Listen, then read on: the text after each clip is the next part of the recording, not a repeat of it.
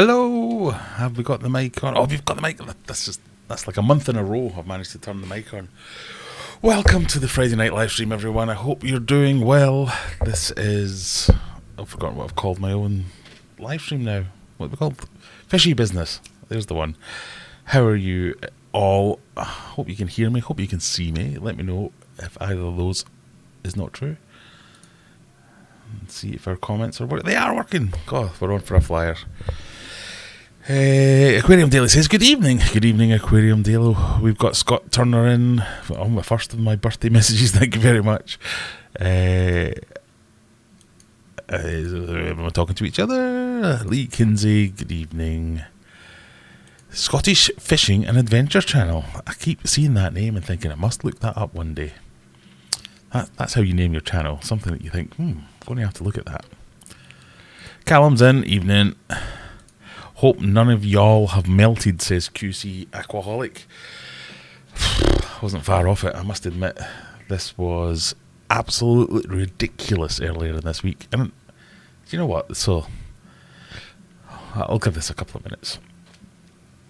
We had temperatures here Monday and Tuesday. Monday it got into the high 30s. I live in Sheffield, which is kind of smack bang in the middle of England or the UK. Not near the coast, it's not near the bottom, not near the top, right in the middle. So we've got high 30s on Monday. Tuesday we just popped over 40, not officially because I think you have to be measured by the Met Office and all that kind of stuff. But I had to go and pick up the wife's car at 4 o'clock, and as I was driving along, my car thermometer got to 42, it peaked at. I think I got a picture of it. When I pulled over, because I'd never seen my car thermometer. I know car thermometers are not the be-all and end-all of everything with temperature measurement, but I couldn't believe that I'd never seen. When I pulled over, I don't know if you can see that. Is it going to work? 40.5 at 10 past 4 in the afternoon. But like I say, when I was driving a bit earlier than that, it pinged up to 42. I am not a man built for temperatures like that. It was absolutely disgusting. So I have an air conditioner, a portable air conditioner, so I brought that into, it's not big enough to do the whole house obviously, so we just managed to camp out in my bedroom basically. So I had the kids in there sleeping in the night, the air conditioner cranked full up, trying to get it to a bearable temperature. And I know I touched on this last week, these are temperatures that you go on holiday and expect to get. So if I was jetting off to Spain or something, I'd be like, yeah, 40 degrees, brilliant, that's what I want. But when it's in your home country, when you're just not used to anything near that kind of scale of temperature, it's quite, I don't know what the word is. It's just, you know that feeling you get if you go on holiday and you step off the plane into a hot country and you just get smashed by the wave of heat. It's quite the wake up call, quite the, oh my god, this is quite different. I just never experienced anything like that here. And it was the case that if you were outside, it was just relentless. It was in the sun. I have got, I might even have it here somewhere. No, I don't. In the sun, I got a couple of aquarium thermometers and just thought, I'll just leave them dotted around the garden, see what it's like. And they only went up to 60 degrees and they all went flying past that. They're maxed out every single one. Because obviously if you measure the temperature, that's measured in the shade rather than the full sun. So in the full sun it was just like, geez, this is absolutely ridiculous. Yeah, I was just, I could not believe it. If you opened a door or opened a window, you'd get a breeze, but it'd be like from a heat gun. It was like hot air coming in, so or certainly what we did was shut everything and just rely on the air conditioner. So 2 days with all the curtains shut, hoping to keep it dark. And yeah, it was not fun. The worst was at night, just because could not sleep. Yeah, the noise of the air conditioner or the heat if the air conditioner was off. So basically no sleep for 2 nights. And then it was that third day when it wasn't actually that hot. It was only like early 20s. I felt terrible on the Wednesday. I was like, I don't know if I can handle this. And I think it was a mixture of the lack of sleep, the prolonged heat. I don't know what was going on, but it was not nice. But yeah, I kind of felt like I melted. I don't know if it's worth mentioning as well. I'm going to be quiet for a second to see if you can hear anything.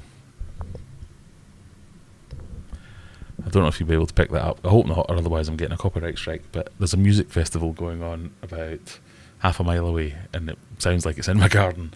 I'm in Sheffield, so the Tramlines Festival is on at the moment. It's at Hillsborough Park, which is quite near me. I'm not sure who's playing at the moment. It's either James or Sam Fender at the moment. But yeah, I've got a nice... I can hear them talking to the crowd, can hear every word they're saying. It's, yeah, you know, if I get a copyright strike just because there's a music festival next to my house, I will not be happy. Anyway, go on with the introductions, Graham. Come on, we've got a job to do here. Let's power through. Thank you, Callum. Don't forget to hit easy for me to say. Don't forget to hit like on this video. This evening's video is sponsored by Proper Budweiser. None of your American pish. No offence, Americans.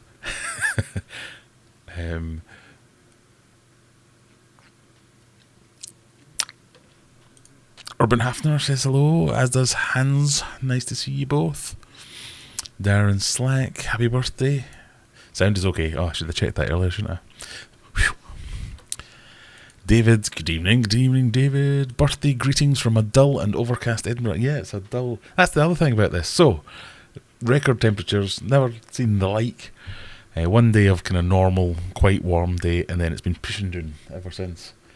So, yeah, it's a bit like, I remember at the start of the year, I was doing some work in the garden. I got sunburnt at the weekend because the sun was that strong. I know because I'm Scottish, it doesn't take much to sunburn me, but I got sunburnt at the weekend, and then 2 days later there was a foot of snow on the ground.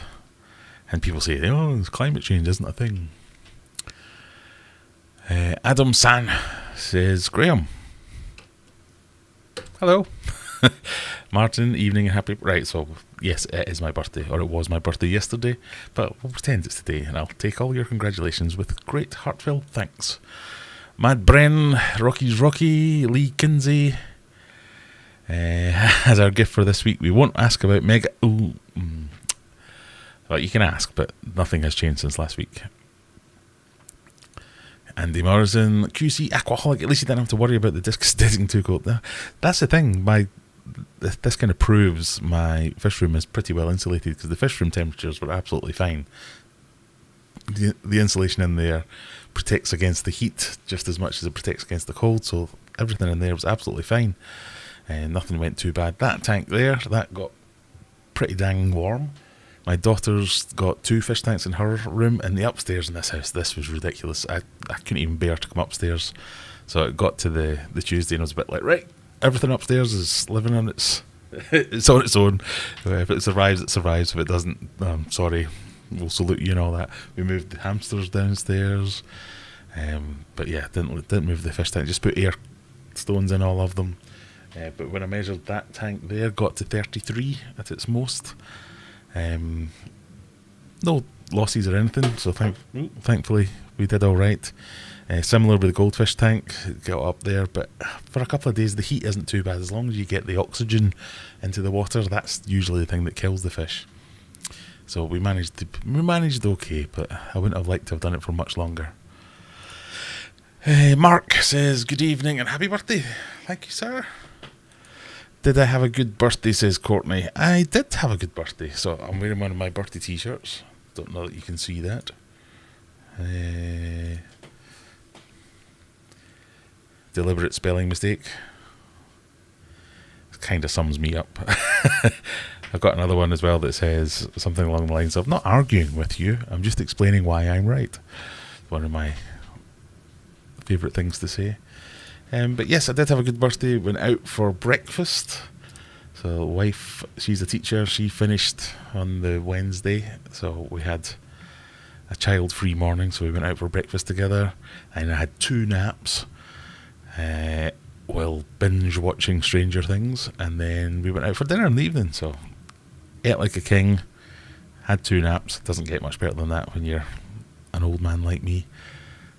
But yeah, most of my week has been binge watching Stranger Things. I've decided to try and catch up. It's one of those...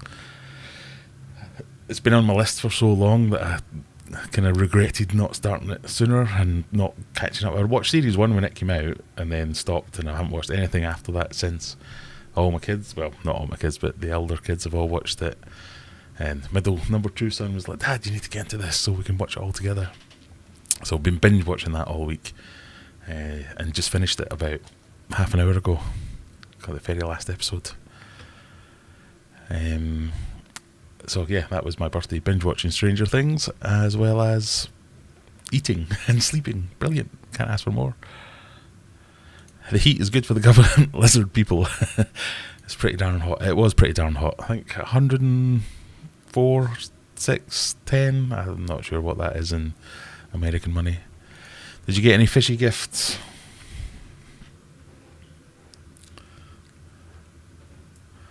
It's a crab.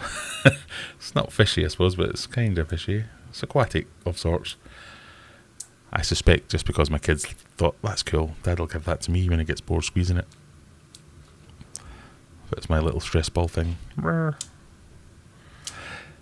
it's a crab with some kind of ulcer problem. That was about it for fishy gifts. What else did I get? I got a nice big bottle of Jim Beam. I got a posable figure, which you might be able to see in the corner of your screen there. But no fish, no tanks. I've been on a bit of a downer on the whole aquatics thing recently, so I'm taking a break from anything aquatic, just to get my head back in the game. I'm going to sneeze now.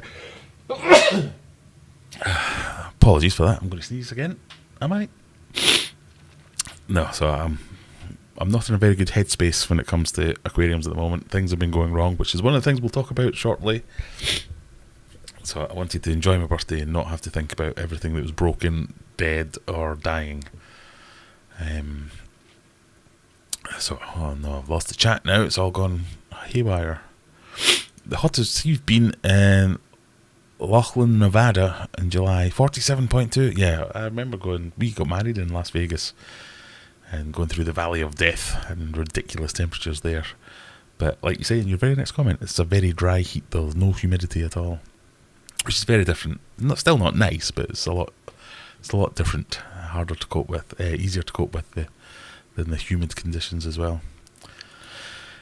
Courtney says, Cal and I couldn't cope in the hot house, so went for a trip to Weatherspoons and sat under the aircon for a few hours. Yeah, I did. I met a good few people going round Lidl, all stood next to the freezer section or in the refrigerator section, just going, wondering what to get. I was like, hi Steve, how you doing? Oh yeah, I don't want anything, I just want to cool down for a bit, so I'm standing in here.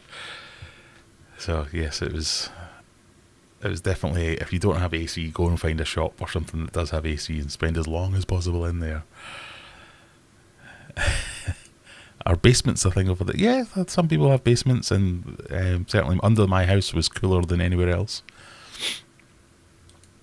I don't think I've ever felt... Yeah, that was the thing that struck me, was the wind. I thought, let's open the door and get a bit of a breeze in. I was like, oh my God, shut it quick. It's like demons are coming in. I thought that I could cook something. If I had like a bit of chicken on a stick and held it in the wind, I'm pretty sure it would have cooked. Only 35 degrees max here in Munich. Still pretty happy for a well insulated. Yeah, insulation definitely does the thing. I feel really sorry for people in like the older flats and houses where, especially in like tower blocks and things like that. I saw a lot of that on the news where the entire house is south facing. There's just nowhere to escape from it, and there's crappy old buildings that don't have any insulation really, because it's oppressive, the heat, and it's, if you don't have any way to get out of it, I don't know how you would cope. Adam says, I had to do a few water changes to lower one of the tank temps. The cold water tap temp came out at 22. Luckily we still had cool water here. That was all right. But yeah, that is a... Sorry, I'm just listening to that song. I think this is James that's on now. Stood near the pond in the garden. All the fish moved into the shade of my shadow. I covered the pond to give them the shade they needed and a hose pipe to cool the water. Yeah, like if it's bad for us, it's bad for everything. No offence taken, Budweiser is crap.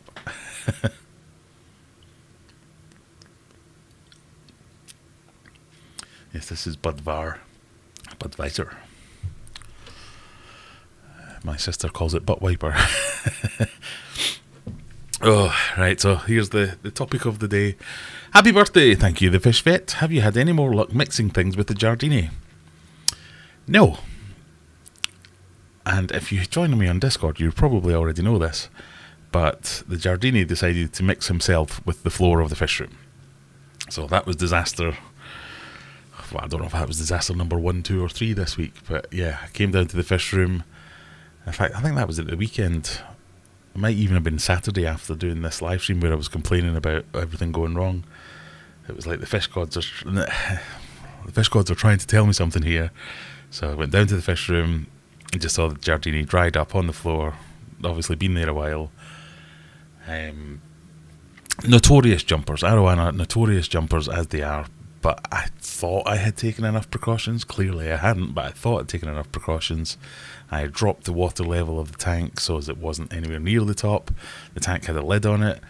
The lid's closed tight, because quite often I've made the mistake before of having a tank with a lid on it and then leaving the lid open. But no, the lid was closed tight. But the lid has like a little corner cut out of the glass lid for the slider so as you can get your finger in to open and close the lid. It's the only place you could get in because it's really tight and it's really heavy and he's not big enough to move a lid of that size. So you must have just a really accurate jump straight out through that loophole onto the floor. Yeah, gutted. And I have to admit, I took that one quite hard. I was ready for, I know I said it jokingly with Mega Tank, I'm ready for taking a sledgehammer to it, but I was ready for going, just take a picture of the fish room, get it up on Facebook. Fish room for sale, £1. Come and collect it and we'll never say any more about this again. Delete my YouTube channel, go and play golf instead, do something else. It was a hard one to take, given that this was meant to be the next big stage of my fish keeping journey. Makes me sick even saying it like that, but this was my next big thing where I'm building my own big tank to move into bigger and more, I mean, not necessarily more difficult fish, but bigger fish. It's a step above your average goldfish and guppies, and I feel bad even trying to categorise it like that, but it was my next big thing. I'm going to try new things, monster fish, or something I've not done before.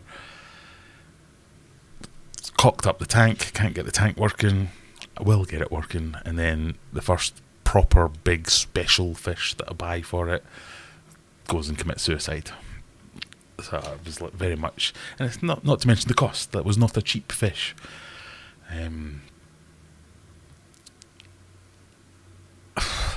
So I spent all that time moaning about how much electricity is costing me. Yeah, fish are costing me quite a lot as well at the moment. So that happened. The arowana is no more. I can't say that I'm not gutted about it, because I am gutted about it. But then the day after that, the bicher, my bicher in the American tank, and the African tank, had fed it a worm. Oh, my balls. Oh, thank you, oh my balls. Fed it a worm the night before, came up the next day, and it was flat against the filter intake. No water parameters were fine, no marks or anything on it. Completely bamboozling. So I posted in Discord that the arowana had done that, but then that really took the biscuit when I found the bicher. I was like, for God, what? Everything I'm touching at the moment is turning to poop. So I decided not to touch it and to leave it alone.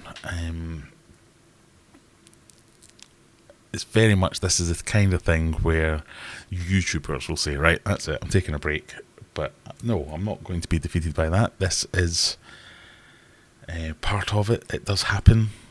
I need to be able to show this happening, so as we can show us getting past this happening, moving on to the next thing, finding some love in everything else that's going on, in other projects, not getting dragged down by the failures, but paying more attention to the things that are opportunities. So that's what I'm going to try in the next few weeks.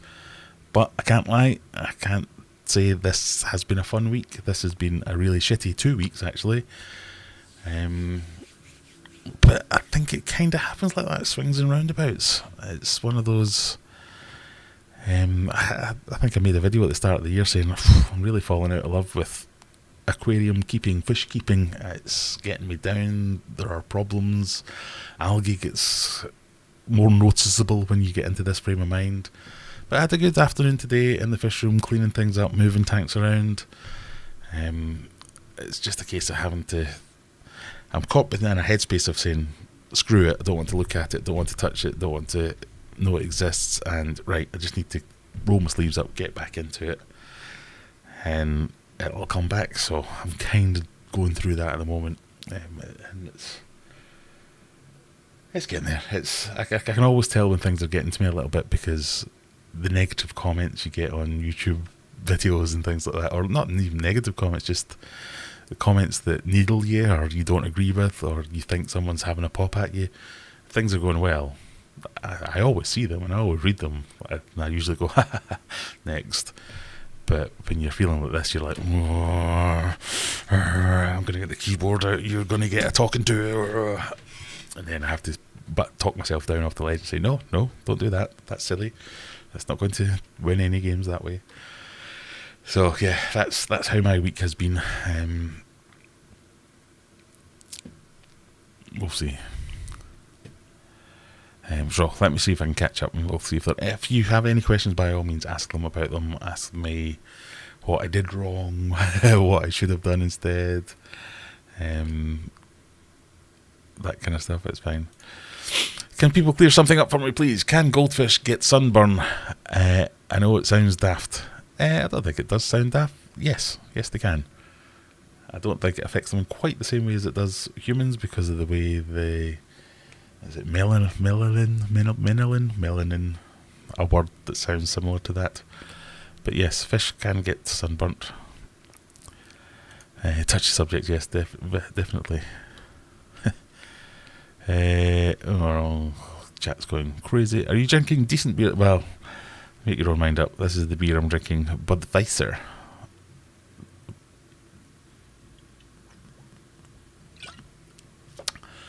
Got to admit, not my favourite. Bit cheap. Sinister Steve says, happy belated birthday, thank you very much, congratulations on oh yes, so we'll be past 14,000 subscribers. That was my nice birthday present as well. So that was one of the positive things that happened this week. So if you're new here, I'm not normally this morose and depressed. Normally we have fun on a Friday night, and my videos are a lot more upbeat, well, for me. So if you please don't run away if you're new. He's drinking Bud, yes. Moretti 2 weeks ago, Heineken last week, and now Bud. Drinking Carling next week at this. Well, it was very much what was on offer at the shops. Wife beer. No, we had wife beer a few weeks before that.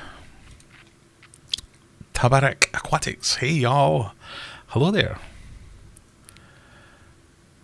I spent an hour in Lidl to cool down. 120 quid later, I was hot again. Yeah. Hi from Doncaster. Hi from Sheffield. Noodle sandwich, pardon me. Good evening. Mickey currently standing in the pond. Well, some people do anything to get cooled down. Let's see that like button. Take a good scene too. Quite right. Stella is dishwater with added angry. It's not that bad, is it? I don't mind it. How did the guy with ponds managing the heat? Yes, it's tricky. I think if your pond's deep enough, that's probably not too much of a problem, because the heat takes a while to get down to the bottom. Please, can you share your stream, the stream, to the social media of your choice? That would be useful, yes. How many people have we got here? We've got 43 concurrent viewers at the moment, with only 23 likes, so 20 people are watching for free. That is the price of admission, is just a click on the like button, or a share somewhere. You don't have to pay, but just click a button. Right,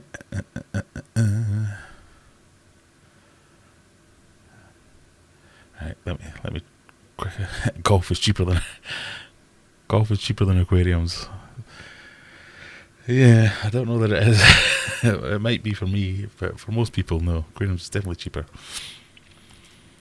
Yeah, I use golf as the what's the word I'm looking for here? The comparison hobby, because that's probably what I would be doing if I wasn't into aquariums. I'd be out playing golf, because I used to play golf quite a lot. Enjoy playing golf, never get the chance.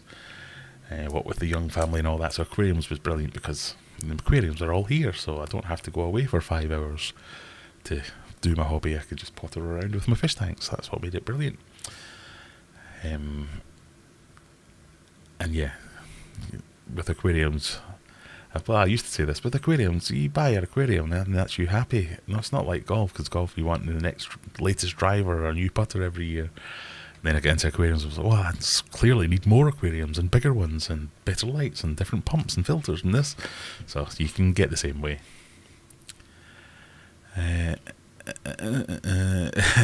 Super sorry to hear and to have asked it. It's quite alright. It's not your fault for asking. These things they would have happened whether or not you had asked. Let's put it that way. It's such a stress to get there and lose, but you'll be okay. I bought a baby black arowana when I was ready to add it to my big tank, only for it to die. Yeah, it's kind of part of fish keeping, but it's part you don't want to have. You don't want it to be a big part. And certainly me, it gets me down a little bit, because I like to think I'm alright at these things. I'm a good aquarist. I'm responsible. I do all the right things. And then when a fish dies anyway, you're like, oh, why me? 2 hours later, sorry. Augustiner is excellent. That's not one I know of. Might have to look for that one. Trying shell dwellers for a second time right now. Managed to kill them all the first time around. Yeah, unlucky. I feel for you. Mad Bren, hoping to get my first fish next week. What are you going for? What are you getting?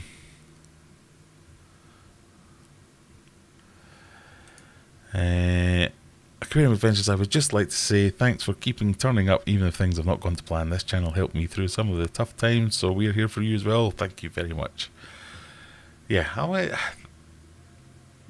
YouTubing and making these videos is as much a hobby as the keeping the fish for me. So I think that is one of my unique selling points. Is I tend not to sugarcoat things, and when I have problems, I tell you about the problems. I know for a fact there are other channels out there who...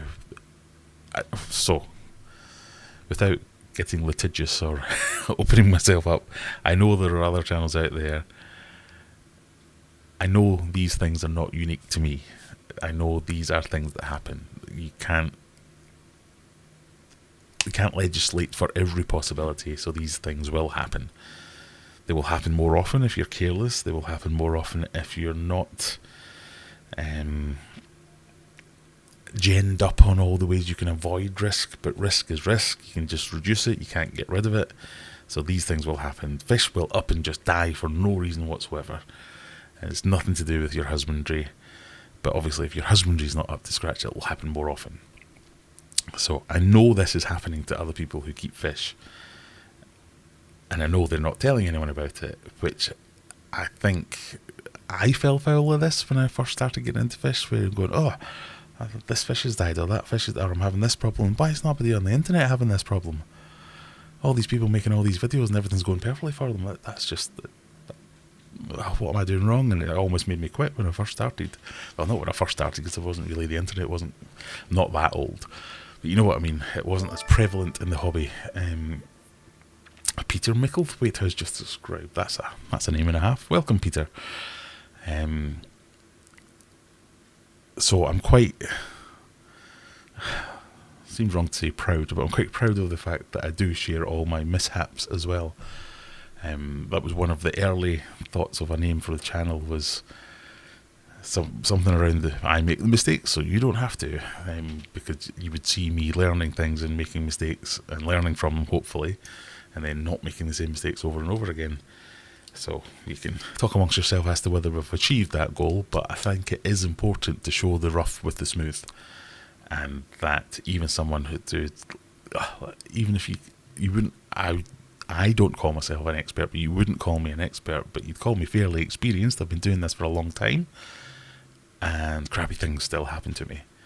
So I think it's important for someone who's new in the hobby that might be looking up something like that if they see someone who is fairly experienced and having a tough time and hopefully getting out of it, that they then, when they inevitably make a mistake, have an accident, something just goes wrong, or a fish just up and dies for no reason, they don't just chuck it in and say, well, clearly that's my fault and I'm no use at this, so I'm going to stop doing it.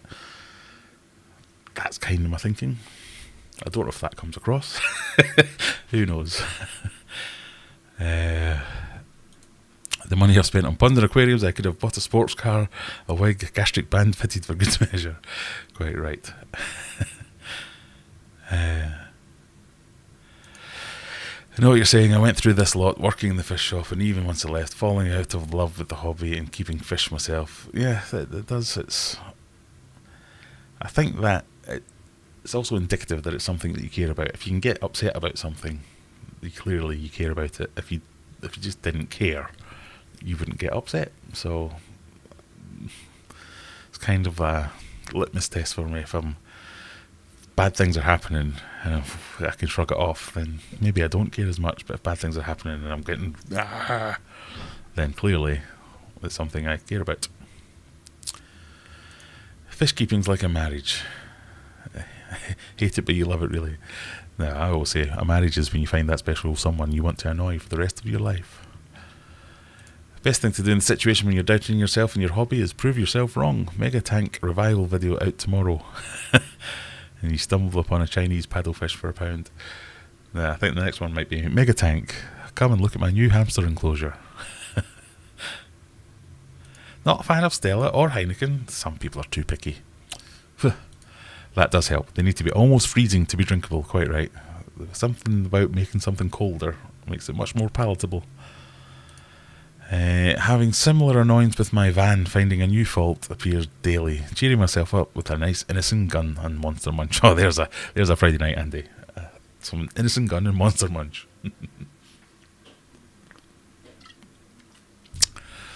Martin says, I lost a load of young guppies in the heat from my small mutt tank.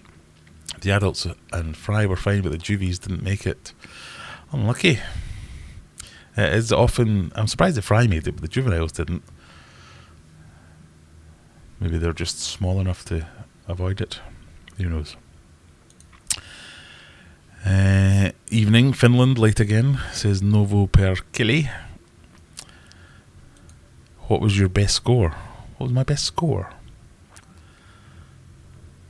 I don't understand that question. Oh, golf?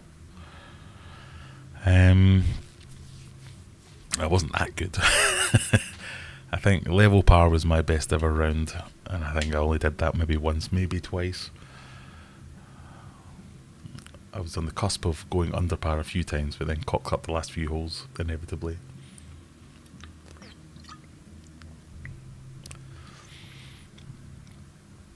It's all worth it when you get to sit and watch your fish alone with a beer. You need a display tank again. You're not wrong. A display tank is imminent. We have samples in the house for the new floor. And the new floor being the precursor to getting the display tank back up and running.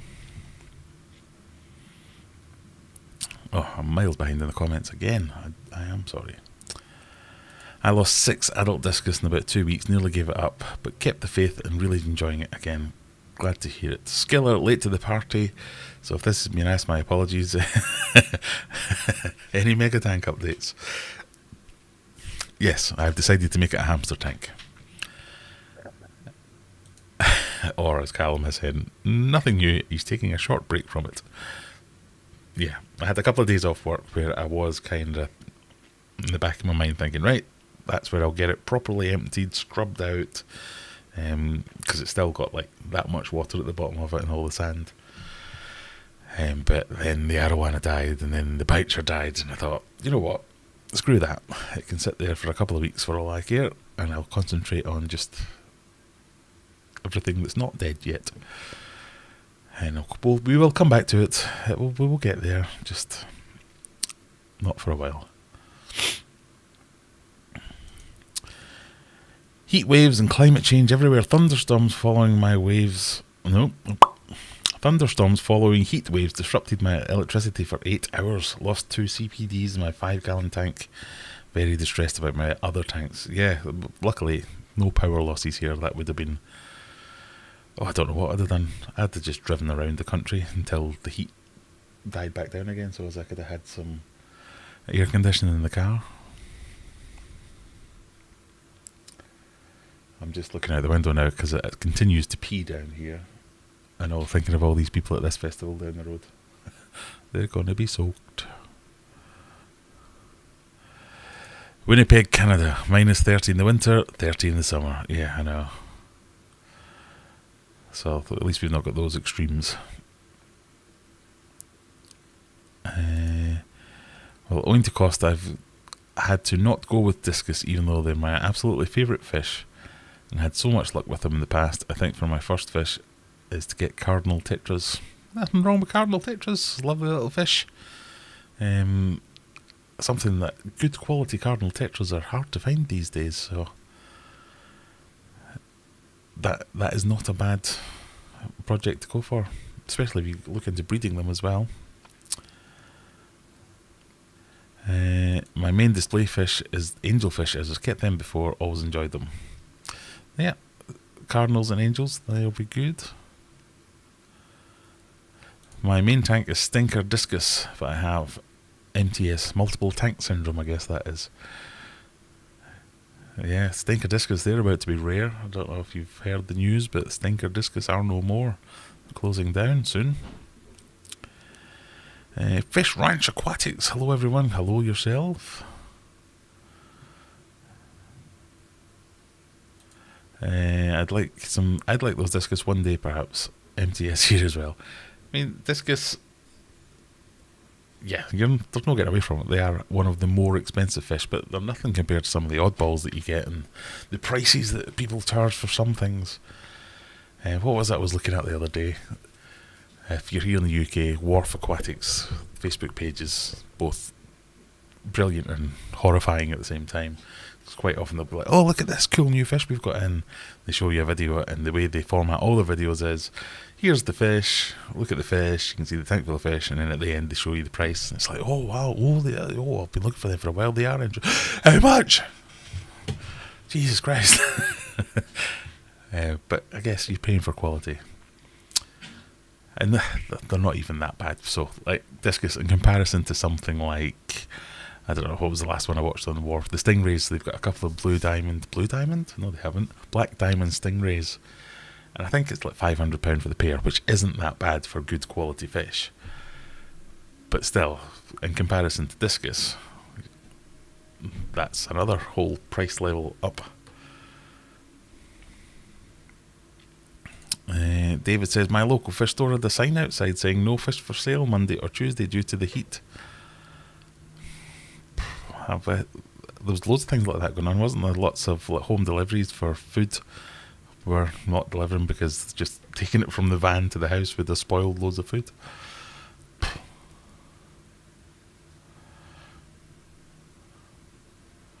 I've got a big tank tomorrow coming, 160 gallons. It's going to be in my house.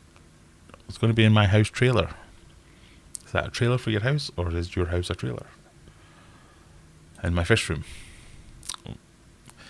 160, that's a big tank as well. What's that? That must be... Is that like a 6 or a 7 foot long tank?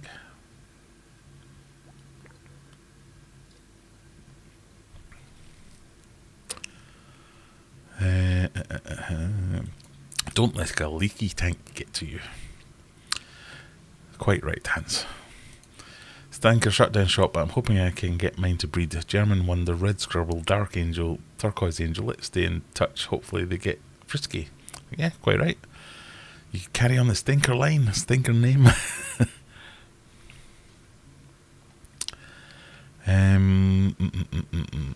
That's better than me. I barely break 100 on 18. I have shot par on a par 3 course once before, though. Well, yeah. I used to play constantly, like every day when I was a kid. It was that's what I did. We went to the golf, we played golf, we went after school, we went before school, sometimes I went instead of school. So I did it quite a lot. So if you do anything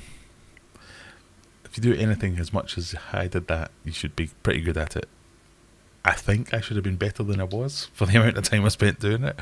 Maybe I should have been a little bit better, but you know, it was fun. I enjoyed it. All my pals used to play. We used to go out together constantly. It was a good crack, as they say. I do miss it. It just takes so much time, especially if you get a young family. And I mean, mine are getting on a bit now, but for the last few years, it's just wouldn't be fair to piss off for 5 hours on my days off. And leave my good lady wife to cope for herself. You lost the bicher too. I did. What type was it? It was a Delhazy, I think was how you pronounce it. I'd love a bicher, but are there any suitable for a 4 foot? Yeah, most of them would be. They don't all get massive. Senegalese bichers, they probably work in a 4 foot. Have you considered a monster community of smaller fish? I definitely have. That was a front runner for what I was going to do with Megatank. Was, well, will I get a few big fish or shall I get a million small fish? But I really wanted to keep Oscars, and that gave me an opportunity to keep other big fish that were also pretty cool, like arowana, like cool and crazy catfish, cool, weird South American cichlids. Just it opened the door for lots of different things. Whereas it would be cool, and this is why I considered it for so long, it would be cool to have 2,000 rummy-nosed tetras or whatever. That would also have cost me £2,000. Whereas it's not going to cost me that much for 3 Oscars. And you can get a decent sized school of rummy-nosed tetras in a much smaller tank. It doesn't need to be that extreme. And even if I bought 2,000 tetras, they still wouldn't fill up that tank. So I'd then have to buy 2,000 of something else, and then another 1,000 of something else, and I'd end up bankrupt buying all these tiny little fish. So, as you said, big fish are impressive, but a large planted tank with a huge shoal of things, along with pretty and rare geophagus and others, is something I long to do. There's no getting away from it. It would be awesome, but it would be very impressive to make it look. It would be very expensive to make it look impressive.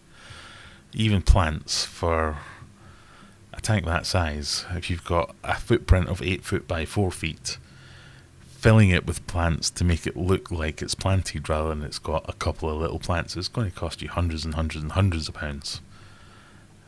So it would very quickly, and I did calculate this to get an estimation of it, but it would very quickly get out of hand. Whereas if I can just reuse a load of rocks that I've got and some wood and a few bigger specimen fish, different type of impressive, but nevertheless still impressive, and would be pretty cool. The music has now changed.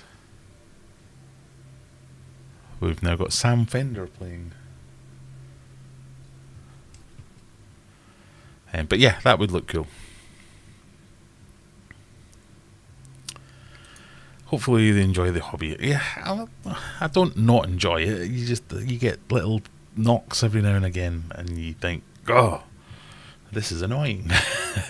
But I will bounce back. I'm in the midst of bouncing back. Like I say, I spent a nice afternoon in the fish room earlier, cleaning things up, thinking, oh, I could move that there and move this there. I'm trying just to not buy any more fish for the moment. I've got another project coming up as well, which I'm not a little bit excited about. So I think we'll be good.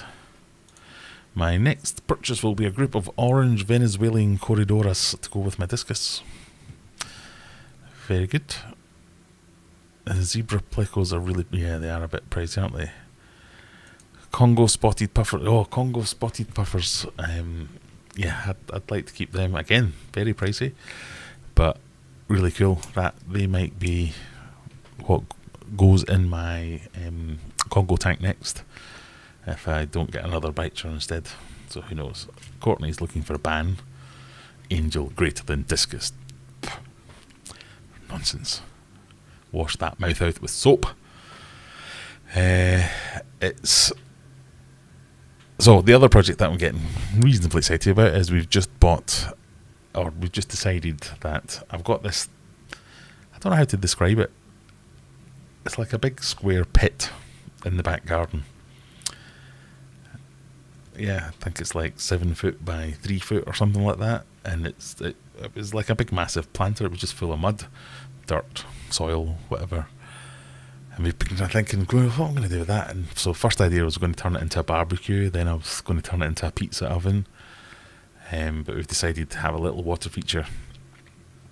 So I've bought like a plastic tub thing to line it that leaves a little bit around the outside so we can plant the outside and have some like plants round the side and maybe draping into the water or out of the water onto the side.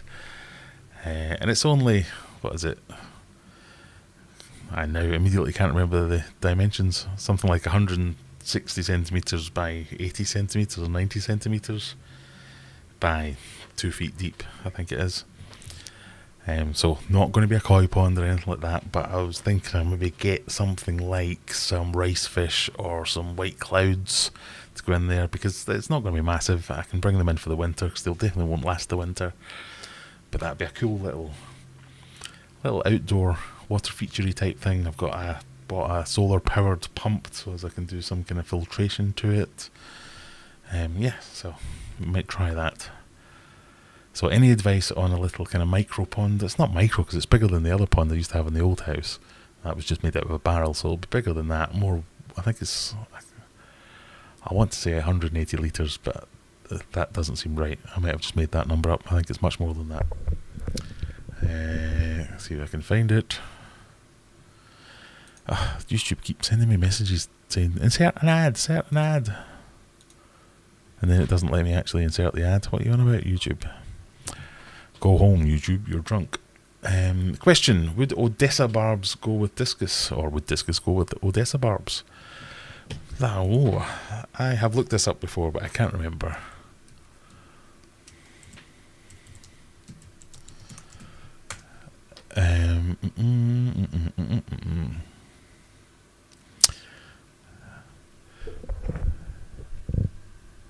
No.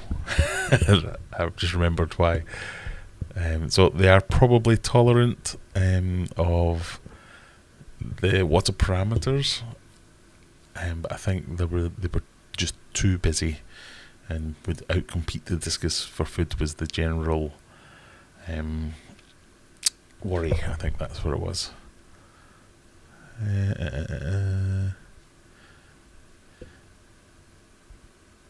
Yeah, they feed like a school of piranha, always chasing each other. They can be quite nippy as well when they're being competitive for food, so not best suited for a Discus tank.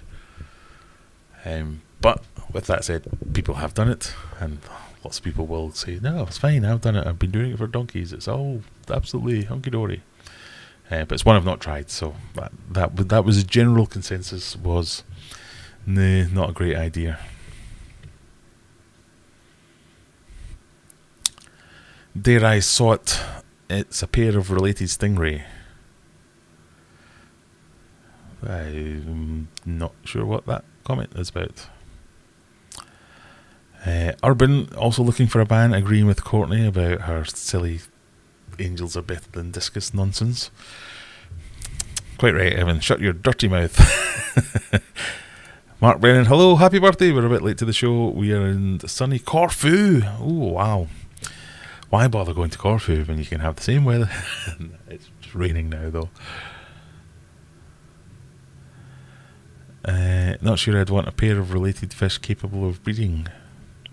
I've obviously missed something. I do apologise. Why do us and UK still measure stuff in body parts? What, feet rather than centimetres? Yeah.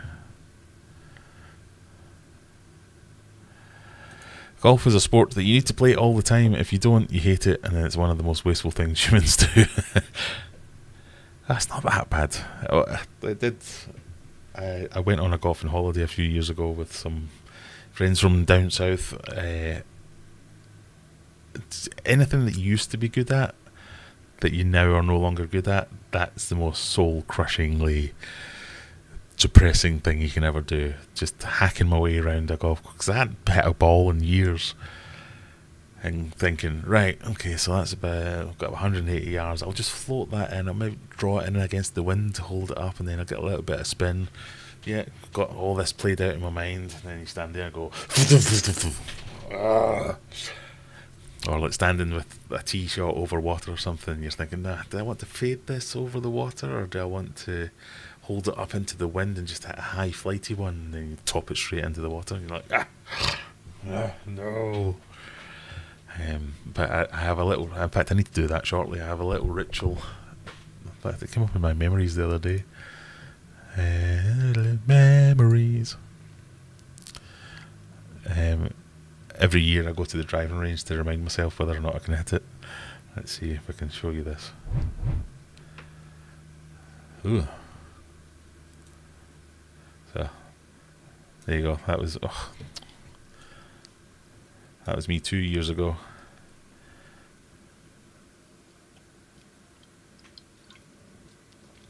So I like to go to the driving range just to prove that I can still hit a ball every now and again. Look at that for a swing. Not bad for a fat lad. I didn't realise I'd taken quite so many pictures.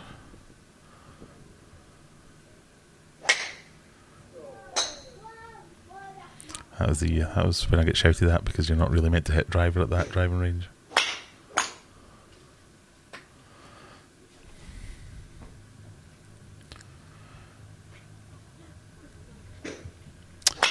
Anyway, sorry, I'm reminiscing now.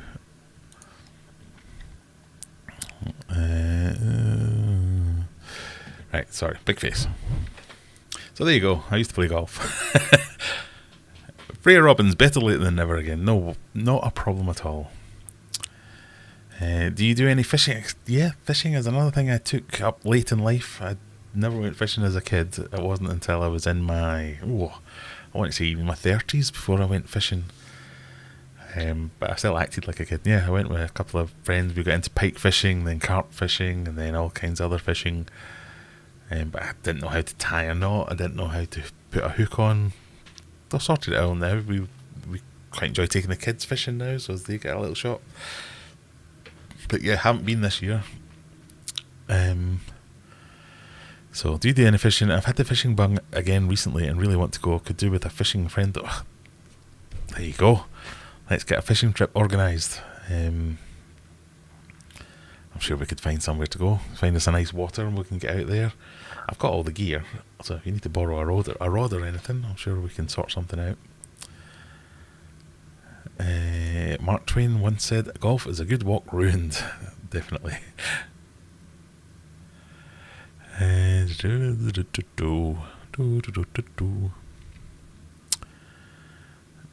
You can fight those angelfish that sucked each other's eyeballs out. Ew. Cardinal is the best LFS in Winnipeg. There you go. So jealous. I love Sam Fenders. Well, I was thinking about putting out something on Facebook saying, and all you people, because my Facebook at the moment is full of people going, has anyone got tramlines tickets for this day or that day? You don't need them. You can literally stand in my back garden. You can see into the park and you can hear it clear as a bell. So I'm hearing all his songs at the moment.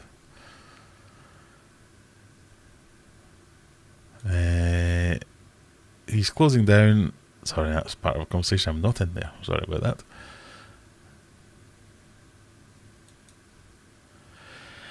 I guess I'm speaking from experience. I have the 8x4 with big stuff and I love it, but if utility prices drop, I'm planning something similar as a planted community.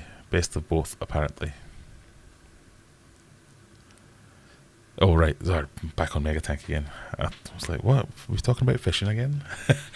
I have an 8x4 with big stuff and I love it. Right, yeah, so that's what I'm going with. But if utility prices drop again, I'm planning something similar as a planted community. Oh, it's definitely not a bad idea. It was just I just wanted to do the big stuff. So, yeah.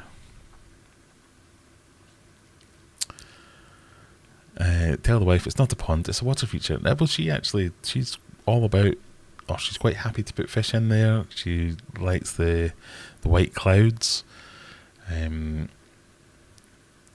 So yeah, we were even thinking of going down to the river and catching some minnows, because I was going to bring them into the fish room and have like a native tank.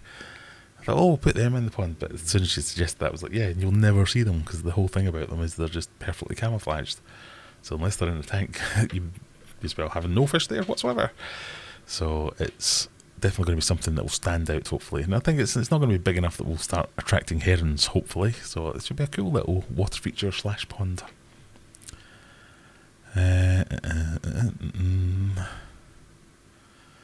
So I'm all over the place with the chat. I'm very sorry. Rice fish are great. I brought mine to go outside and I saw on WATA warning that it shouldn't be. So for now, at least, I'm keeping mine indoors. Well, a lot of the smaller fish, certainly, that are cold water tolerant, that they won't last a winter, a UK winter. So if I did go with either rice fish or with white clouds or some other kind of cold water fish, I'd be bringing them in for the winter, because that volume and body of water, it would just freeze probably. So it's not big enough to support them over the winter, and they're not big enough to support themselves over the winter. So I'd have to have a tank spare to bring them in.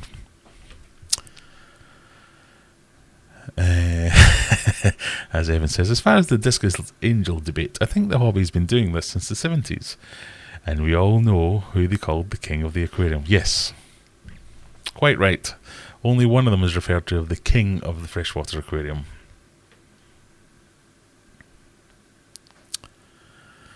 I don't understand the debate. It's two different fish.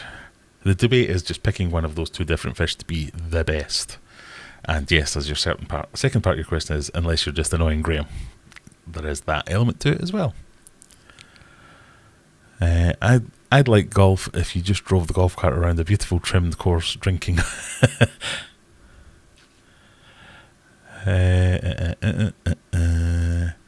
Yes, Odessa Barbs really feed like piranhas. I was just hoping that me moving them into the planted discus tank would not come back to bite. This is the thing about, if you research anything on the internet, you get advice from someone who's done something a very specific way. Now, I say that advisedly because quite often people will be very, very stubborn and say, oh, well, I'm going to ignore all advice. And even if the overwhelming weight of evidence says don't do something, that person says, nope, I'm doing it anyway because I know better. And then they inevitably run into problems. But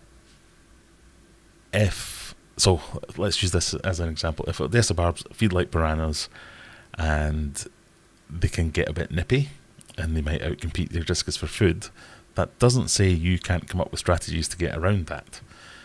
I think the shorthand for all this is, no, they're not compatible unless you're willing to do a lot of work. So if you're willing to do lots of work, then most things can be made to be compatible. Obviously, there are extreme examples where they wouldn't be, but if Odessa Barbs, if they can handle the same water parameters as discus, then it's just a case of coming up with a feeding plan to make sure that you feed them on one side of the tanks, or you target feed the discus, or you feed them different foods, or you put in little feeding dishes, or you can come up with ways to make sure that that doesn't become a problem. It's a little bit harder, it's a little bit more work. Took Courtney to the driving range once, it wasn't good. Why not? I once went to a driving range and saw somebody fall off the top floor of the driving range. And I thought, that puts it into perspective. There's been days where I've had a bad day at the golf course and I think, oh, that was terrible. But it's never been that bad. I've never fallen off the top course. Callum has now just sent me a video of Courtney at the driving range. We'll need to have a poll. Should we show the video or not? Will Courtney ever speak to me again? She's really going for it though. I admire your tenacity and your attempts to smash it. Evan says, I posit it's actually harder to set up an angel tank. You have to anticipate the incoming bloodthirsty random violence of the angels. Quite right. Yes, there is that whole thing about angels going rogue and just beating everything in the tank up. I had no idea. It's mostly about annoying Graham. Yeah, fair enough.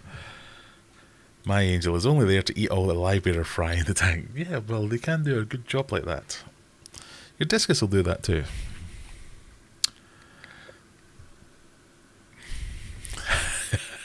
Courtney says, me at the driving range equals Tiger Woods. Do you want me to show the video?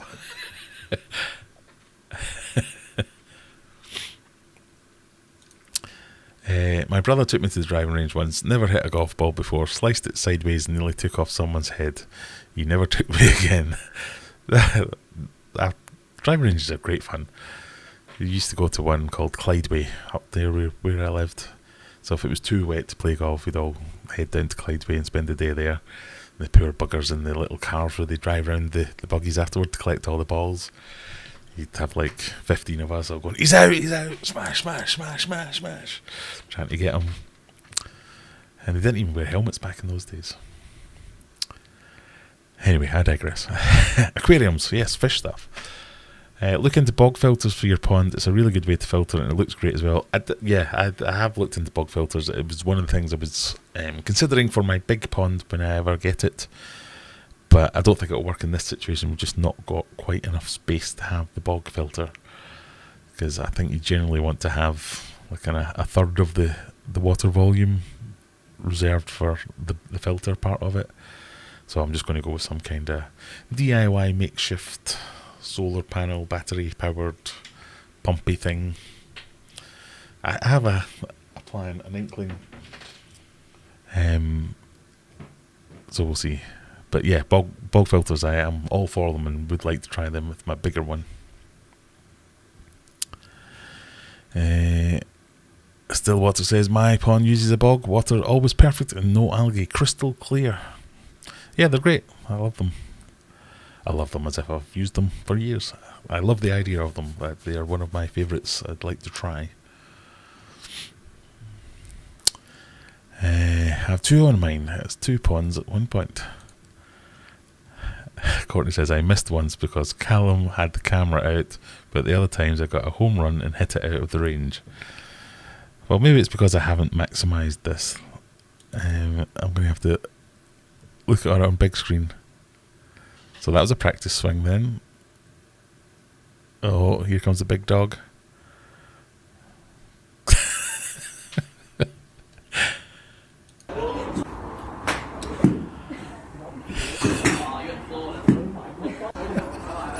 I shouldn't laugh. That's not terrible. I won't embarrass you, Courtney, because you've got the makings of a swing there.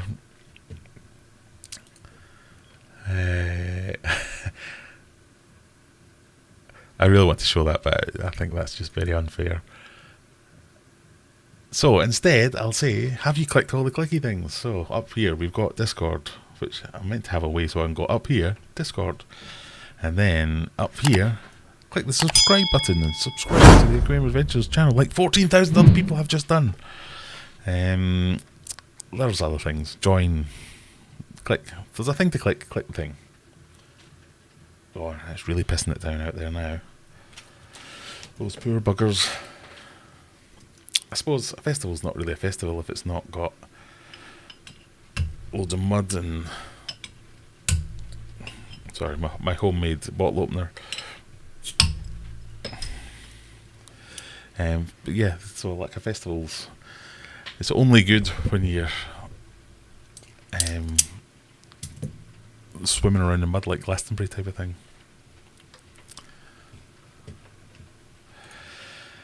Mark says, I'm just hoping Stinker I've got it right and I'll have my lot for another 14 years. What do you reckon my chances are? Hey, you shouldn't go wrong with Stinker Discus. They are a very reputable brand. They're not a fly-by-night mob that just pump out crappy fish.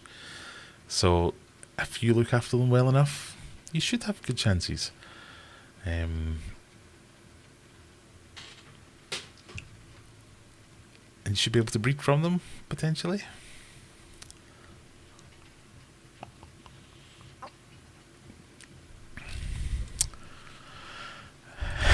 video. It's this one here that I'm...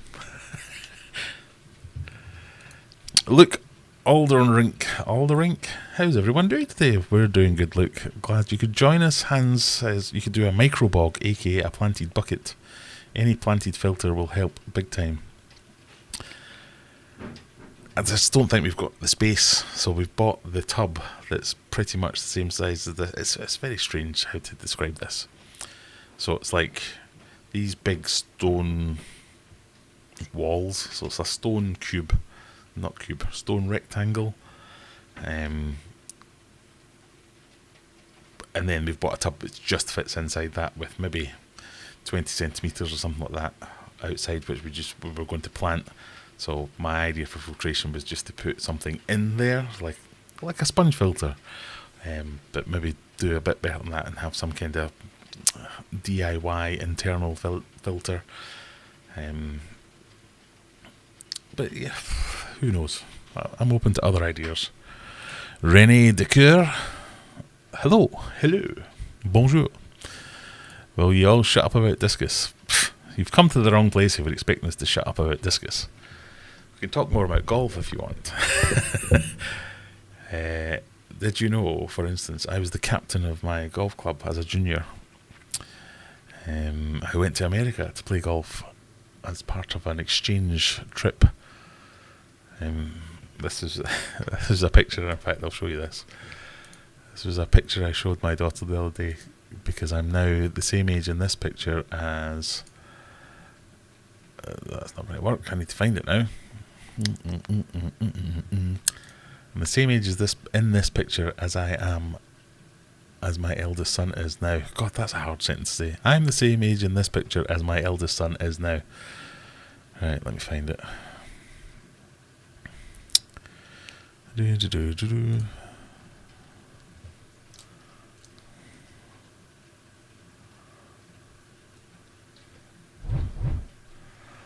at that handsome chap. Camslang golfer Graham Kerr. I spent this week boning up on American golfing terms, not wishing to end up in the sand trap during his month-long stay in Colorado. Graham, 15. Look at that for a 15-year-old. So I showed that to my daughter. She's like, wow, you look like my other kids. How old are you? Why are you in black and white? I'm like, no, the newspaper was in black and white. But yeah, but you're from the olden days. I'm like, no, this is 1993. It's not that old. They had colour in those days. June the... Oh, God, that is... It's like a month ago.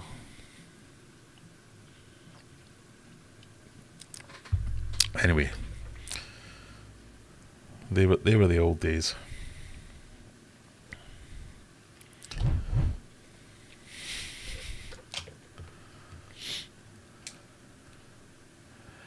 You need to do a video about it so we can help you. Yeah, well, I was planning to do a wee video about that one because I thought that's a cool little project. It'll probably take a day to get it done and be pretty cool.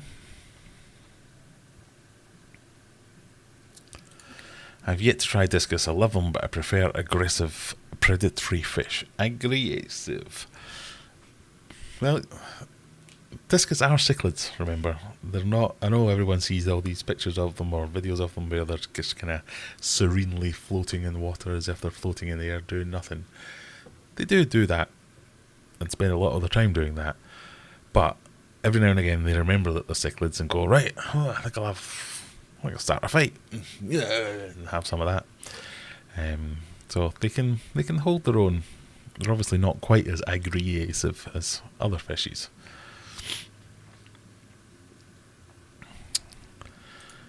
Cut a pool noodle, cover it with black felt, and then stuff plants into it. A mini island, or could use any styrofoam with black felt on it to wick water up.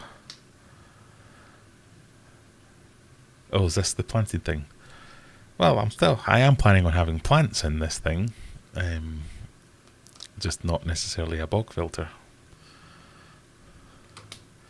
Looking like a member of NSYNC. Really? Oh dear.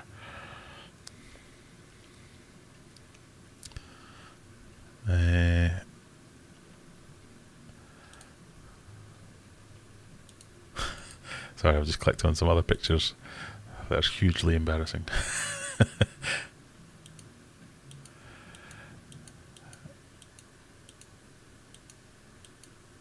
Right, so in sync? Nah, I don't think so. There's more of a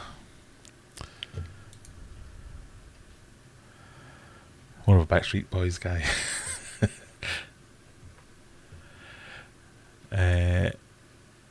Yes, they're cichlids, but they're nothing to a chana or a jag. Like I said, I'd like to try them, just not.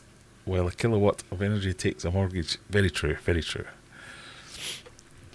To be fair to Courtney, yes, golf isn't her sport, but football, she was scouted for City and United. Yes, definitely need to shop that video. Show that video. Yeah, well, when Courtney came round here with Callum and Reese to help me fit out my fish room, I remember with Baby and Sling doing more keepy uppies than I've ever managed to do in my front garden. Right, I'm going to have to show. Right, Courtney, get ready for this. This is Callum's fault.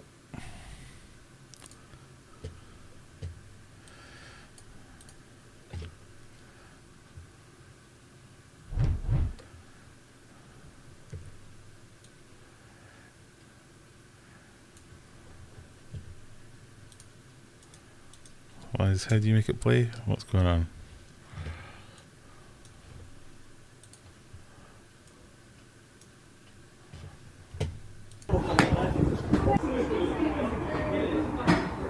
So here comes a big dog, so we'll call that a practice swing.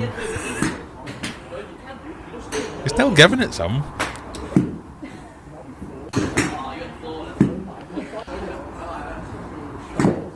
Look at that backswing. Less is more, Courtney. Less is more. You're not John Daly.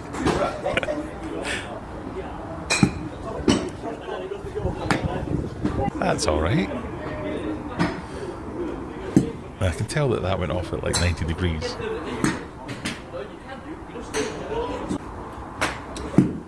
Congratulations. I've seen way worse from people who actually called themselves golfers.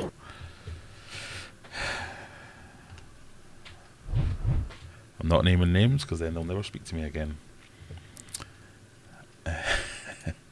How's the subscriber tank doing? It's doing well, apart from obviously the mysterious death of the bicher, and the mysterious, well, less mysterious death of every single plant that I put in there apart from one. So none of the plants survived. The fish ate all the plants. That I was not expecting that. I did not know that they ate the plants. I'm not always the best with plants anyway, so I thought, we might lose a few leaves, some of them might go brown. Didn't even get a chance for that. The fish just thought, yeah, I'll have that, and chomped them all. The only one that survived is the crinum. That's still there, happily growing away. The fish haven't even touched that one. I don't know what the idea is behind that. If there's some kind of special thing going on there that they just don't eat that kind of plant. So I might get some more of them to fill out. But yeah, the rest of them, that was whatever it was, 65 quid well spent on plants for them to eat them all in best part of a fortnight. But yeah, all the tetras, all the other fish are doing really well. In fact, if you'd asked me a few days ago, I'd have said the bicher was doing really well too. He was a bit of a job to feed him because tetras are such voracious feeders that no matter what, even a massive worm, I could put that in there for the bicher. And by the time it hits the bottom, it had been ripped to shreds by the tetras because they go mental for it. So that's a good example of a fish where I was having to spot feed it. I was having to feed other things like flake or pellets or whatever it was over to one side of the tank while I saw the bicher down there, and then get a worm or something and go right down and give it to him. But I was doing that religiously every day, so he definitely didn't starve to death. He was eating, he's a really good eater actually. And he was getting a good mix of fresh, live worms, frozen foods, dried foods. He would eat pretty much everything. And yeah, like I say, Sunday, it must have been Sunday because I don't remember it being that hot. Sunday, just gone. Yeah, so that poor floor getting the beating of its life. It must have missed. I've not made a video on it. It only happened the other day. So for those of you who are just joining us, The arowana died and the bicher died. Unrelated incidents, but both of them died this week, and I was a bit pissed off about it, so I've not made a video about it yet. Mad Brain, to be honest, if that was me playing golf, I'd still be trying to hit the ball.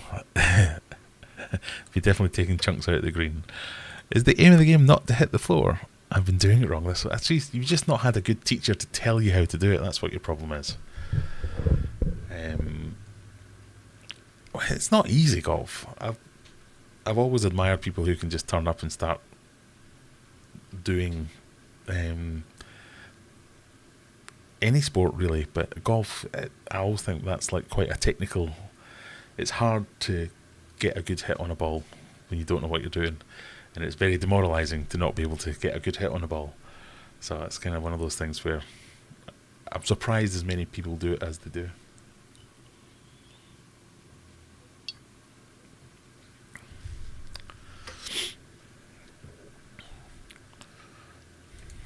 It never related so much to a floor. She was also the Northwest champion Thai boxer, so I got beaten up a lot. You should golf yourself a pond. Just use the Courtney technique and hit the floor. Well, that was one of the options for the actual pond, is the bunker. Have I got any pictures of that?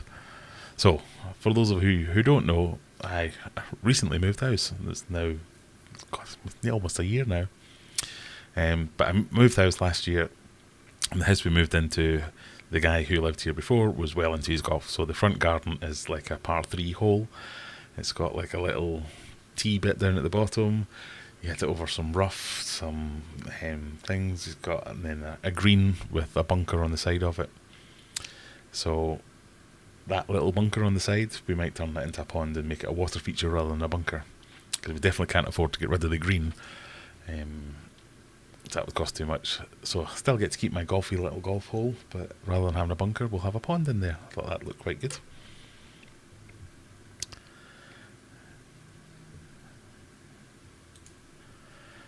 Losing fish is hard, especially this bit. Oh yeah, it is. How are the little Oscars? Any notable? Yeah, definitely. Well, maybe I'll do an update video on that. They're definitely growing.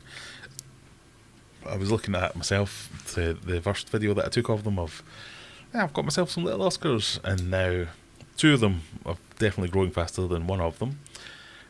So I can even see that just by looking at that. But yeah, they're getting on, which I'm very pleased about, because Oscars were the fish that I wanted to get in the first place. Rather dig a pond than go golfing. No, I do like a wee round of golf every now and again. It's just I haven't played that much that I know it would annoy me if I did go and have a round of golf, because I'd be like, oh, I used to be good at this. This is rubbish. So Courtney used to do Thai boxing and football. I did golf and karate. I don't know what that means. That it's some kind of weird decathlon event that we could double up in teams. My dad made me dig in my pond when I was a kid, and the excuse of all kids do chores. Can't wait to use that excuse on a future child of mine. Yeah, it's funny what you get away with when you're...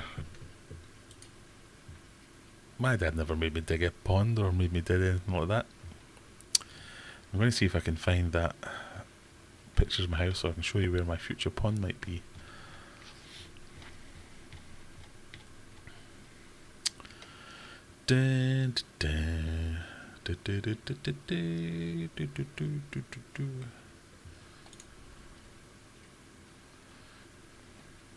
No, that's not. That's me at Tramlines last year.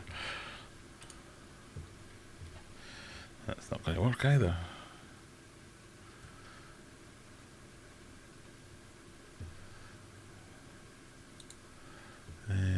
How do I find this?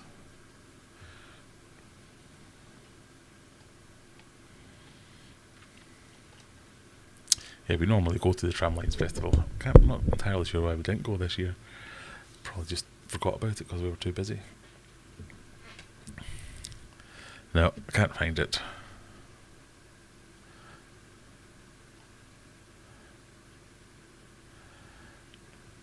Seem to have gone quiet. It can't be finished yet, is it? Surely not. It's a bit early.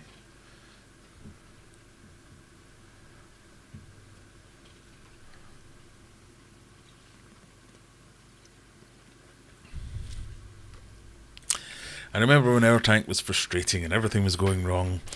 See, this is my point exactly. Everybody goes through phases like this where things just go wrong. It's part of keeping fish. You've got to be very lucky to be that one person that goes through their entire fish keeping journey without ever having any problems.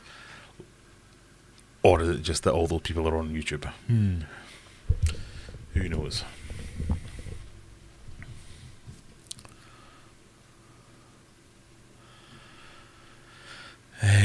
But yes, it is good when your tank matures and you get a nice tank that you don't have to think about all these constant battles, because sometimes it feels like that.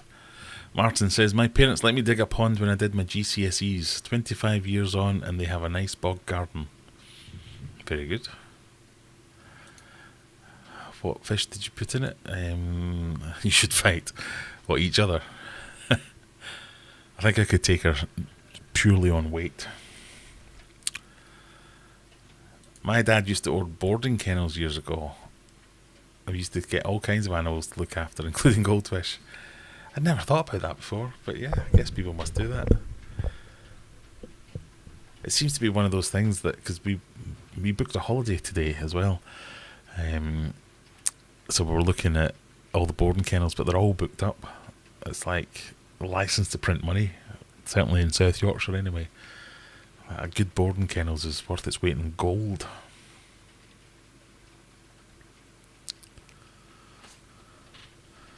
So we're going on a very exciting holiday to North Wales this year. After years of success, one failure of equipment can set you back a few notches. It can. It's a very delicately balanced ecosystem sometimes. It's a very annoying. But I guess that's why, if it's so rewarding, it can heal broken minds. It can provide stimulation, mental well-being, and then it can take it all away when everything goes wrong as well. We have an arowana, an Oscar, a Severum, a Fahaka, a sand goby, a silver dollar, and a musk turtle. A random mix that's very much a random mix. House of Sass. Is that my daughter? Masquerading in a new name? That's how she acts anyway. Definitely had my problems. My brand new 2-week-old 46-gallon bow front just exploded. Oh, that's more than a problem. That's extremely unlucky. Yeah, that is one of those proper setbacks where you're like, oh.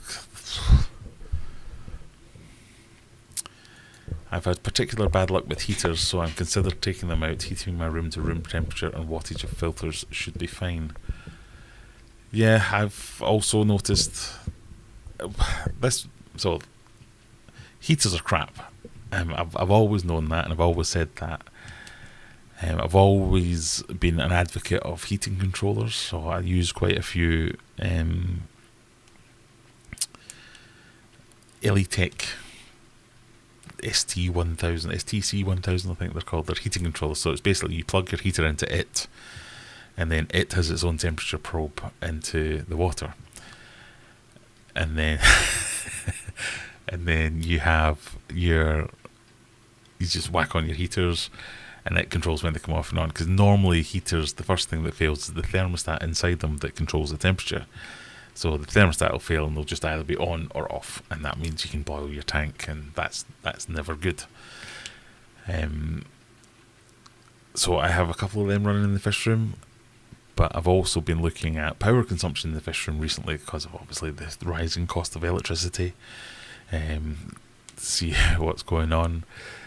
Just to see what's going on there, I've been measuring the output, and I've noticed that lots of my heaters are on a lot more than they need to be, because I've only recently just put a radiator into the fish room, so I don't need to have the heaters in there.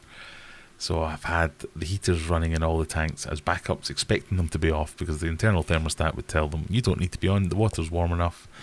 But in each and every tank, I think, bar one or two tanks, I think, the temperature of the water was higher than the heater was set at, yet the heater was still on and consuming power. I was a bit like,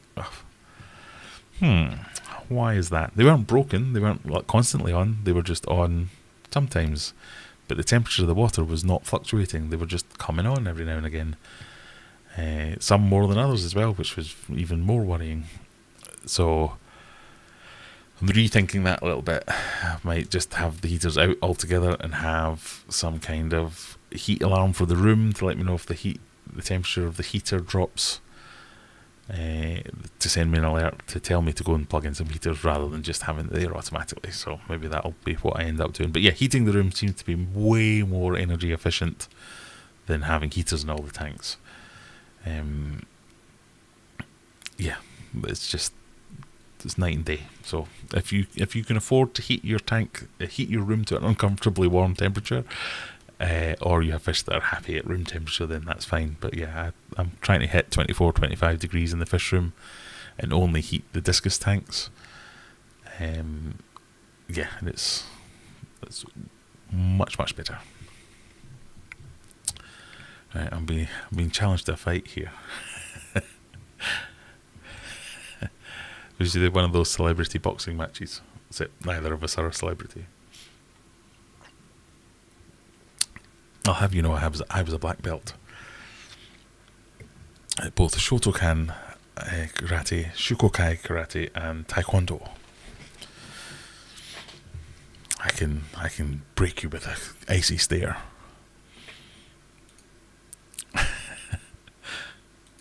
Callum seems up for it. He's signing you over quite easily here. Right, round the back of the shops after work.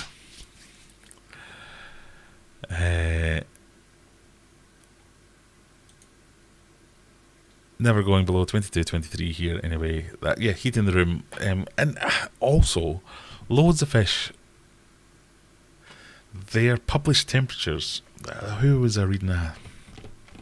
So it was quite a respected, it wasn't a name I recognised, but I did a bit of research into it afterwards, and it's quite a respected, not scientist as such, but whatever the freshwater equivalent of a marine biologist is, had gone out and done a load of, taken the neon tetra, that is given 26 degrees as its tolerable temperature range, and he'd taken like 10 fish. I might even do my own video on it because it was quite interesting, but he'd taken like 10 different fish and said these are the ranges that get published for them. The well-known websites will say these fish, this is the temperature you want to keep them at, and he went out and measured the temperature of the wild habitats that they were collected from, and they were miles apart. And he went out several times of the year to test at different times, day, night, spring, winter, summer, all that kind of stuff, and the temperatures were all over the place, but they were all over the place except for where the generally accepted public thing was to say, 25 degrees. So it would never be 25 degrees, it would be 20 or it would be 30, and not one of his measurements gave it 25 degrees, and this was across the board. And I don't know whether he hand-picked these because you would know that would happen, but it was quite interesting. And I know Aquarium Co-op has done videos on this and talked about this in the past, as have several other people who have said we probably don't need heaters most of the time. If you're keeping your tank in your room, in your house, and you're keeping your house at a temperature that keeps you comfortable, that will probably keep the fish comfortable. It might not be its optimum temperature, it might not be the temperature required for breeding condition or some specific growth target, for instance, but it's probably fine, and it's probably not even endangering or shortening the lifespan of the fish. It's probably just fine that you don't need a heater in there, so you can get away without it. So I think there's more and more evidence starting to stack up, and I expect there to be even more now that energy prices are going through the roof. I expect there to be even more talk on this subject, that you just don't need a heater generally. Obviously discus, things that do have that little bit warmer, you might still want that heater in there, but even discus, there are times where the Amazon River is not at 30 degrees. You can happily keep them at 28, even 26. I know people that keep them at between 24 and 26 degrees and swear by it and say it doesn't do anything wrong. that might be something I look at in the future, but at the moment I like to go for about 28. But yeah, I think we might be getting a little bit caught up in this, how hot we need to keep our aquariums. So food for thought. I shall need to look up that study. I can't even remember where it was that I saw it. It was linked to me from some group on Facebook. I'll see if I can find it while I try and... that's going to be a waste. I can never do two things at once, so I won't be able to find it while I talk to you. People have told me off for it, but I feel that 22 degrees is slightly less detrimental to a fish than boiling water. That's a very good point. So even if 22 degrees was not optimal for that fish, it's a lot better than killing it when your heater breaks. Not that you shouldn't expect your heaters to break, and I'm not saying all heaters will always break, but it's probably fine. Back to work on Monday for Hans. After 4 weeks of vacation at home, got lots of stuff done. Only one thing is cleaning the garage. But someone has a new plywood project there. Considering how dumb cheap some heaters are, the thermostats can't be the best. Yeah. I do have a heater in my Tanganyika tank, but the rest are fine. That said, it's only an Angel, various live bearers, Corys, etc., but I couldn't see anything detrimental.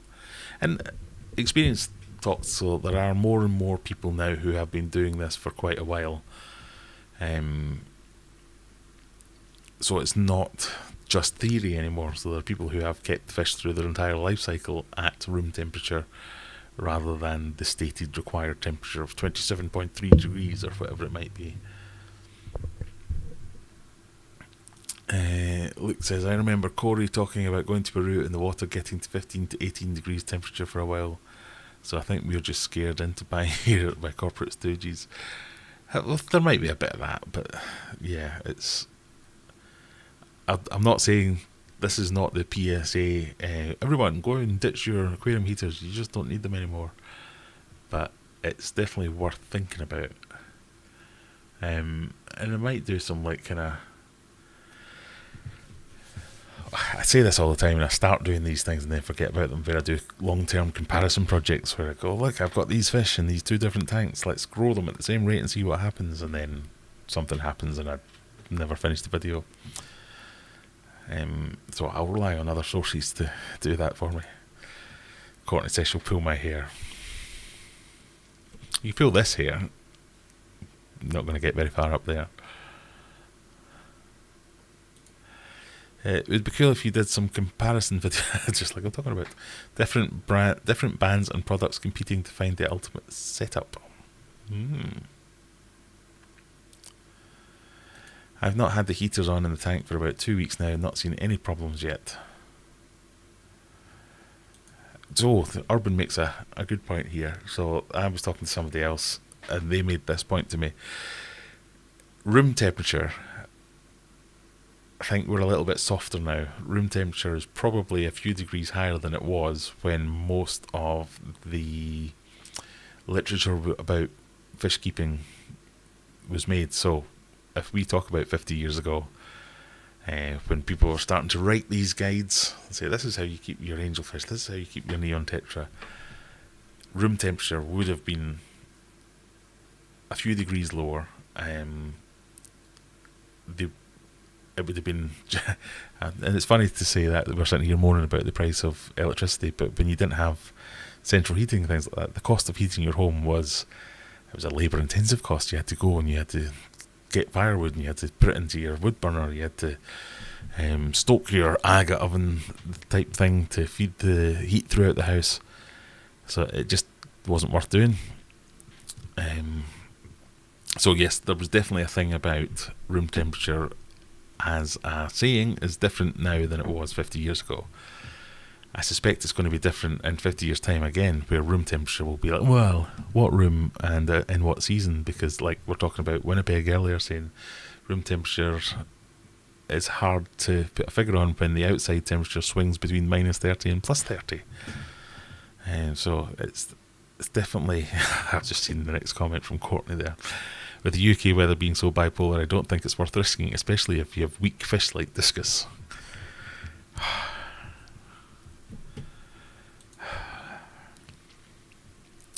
Watched a guy called Andy Wood Chichlid's room tour a few days back, and he hasn't had a heater in any tanks for 4+ years. All South American, Central American cichlids, and they breed for him. Yeah, and I think we're going to hear more and more of that. Are people using space heaters like you would use in an office or a bedroom? What, to heat the room? I don't know what most people use. I don't think that would be a very efficient way to heat a room. So I've just plumbed a radiator into my fish room. So it's just like any other radiator in the house. So that's quite a good efficient way to heat the room. It's all about insulation though. So even if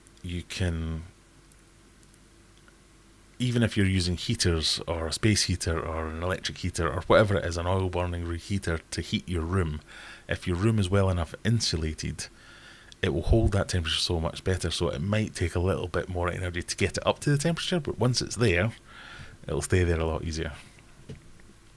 And it's definitely more efficient to use your room heater to keep it at that point. Primetime Aquatics did a great video on how rapid temp changes affect fish. As you would expect, heat is worse than cool. Rainfall often leads to... and that's one of the ways you will find breeders of many fish will say, if you want to trigger spawning, do a large cold water change. Because that's what it is. It's like the rainy season, it's fresh time. This is the time where we get jiggy with it. Heat is very much more of a problem than cold, and heat becomes more of a problem because it's about oxygen dilution in your water rather than the actual heat. The heat isn't too bad.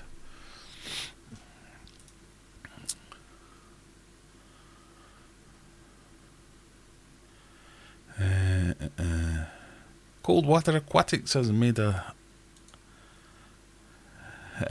We've got a wild Brandon. Welcome. How are you doing?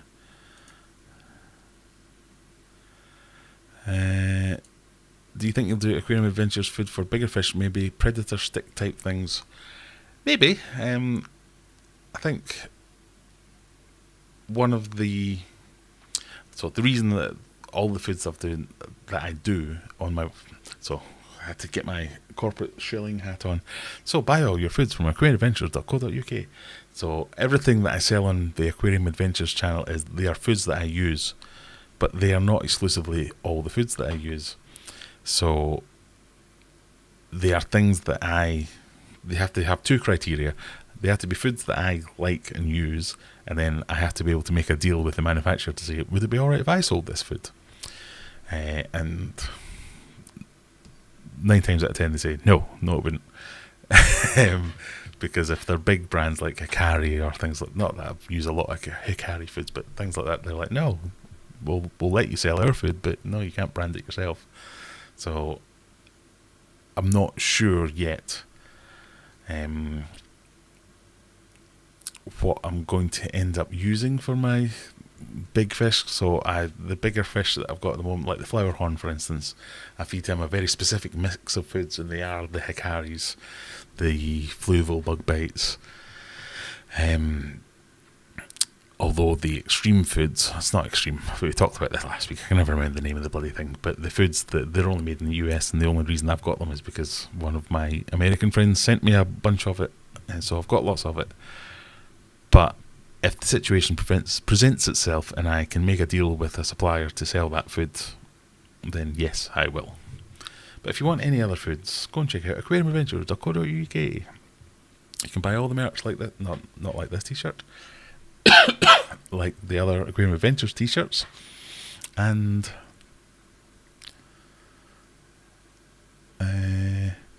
Courtney's being very, very mean to Luke for some reason. She's deleting all of his very innocent messages.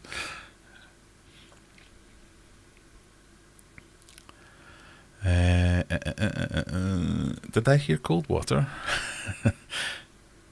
Cold water change, yes. We're talking triggering spawning. So it's one of the things, certainly for Discus, is if you want to get them into the spawning mood, is to do large water changes with cooler water, because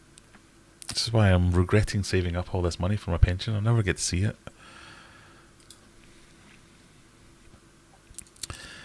I'm currently enjoying retirement. Well, unemployment. Yeah, that's two very slightly different things.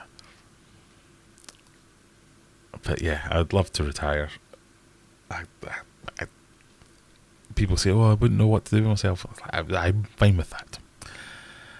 Even if I would mostly nap, I'd be fine with that. Freshwater ichthyology. Hello, how are you doing? Have you got over the stresses and strains of moving house? David, I retired last year and there's not enough hours in the day. I think I'd feel that way too. I think things would be so much more fun if I wasn't. I'm going to make it sound like I'm a slave of them. If I wasn't being forced to do them. But doing things on your own terms. Not dealing with idiots 24/7. No offence to any colleagues watching. Yeah. I've started thinking about it in terms of, like, because I've got kids that are getting up to be teenagers and starting to think about, what are they wanting to do when they grow up? Oh, what's your advice? Oh, I don't know. I'm doing something I never wanted to do. The only redeeming feature about my job is that it pays well. Everything else is horrible. And you don't want that. I still don't know what I want to do for a living. And I'm 45 now. Ugh. Luke's 27 and ready for retirement. You're definitely greyer than you were before that project that can't be mentioned. I don't think that's true. I've always been grey. I think I turned 21 and my hair went grey. And it's not got much greyer. It's got a lot thinner, but it's not got much greyer.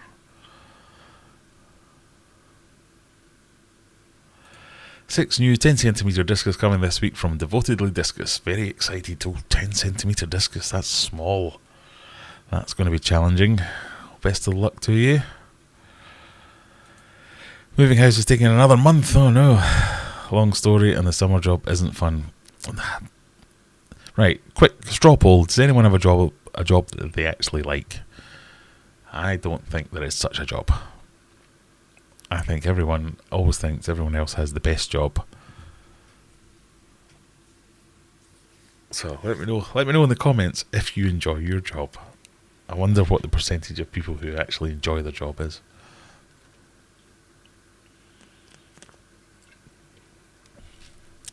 Even things I enjoy doing, I think if there became a job element of it, I'd start hating it instantly. I used to be a driving instructor, clinging on with the cheeks of my arse for 30 years. I suppose that could be... What's the word? Adrenaline fueled.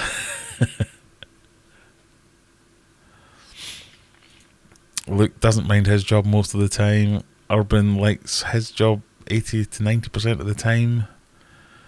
Or maybe it's just me. Rebecca, I like academia so far, but not entirely there yet. Smeggy, banker, hell no. Scott, finance, no.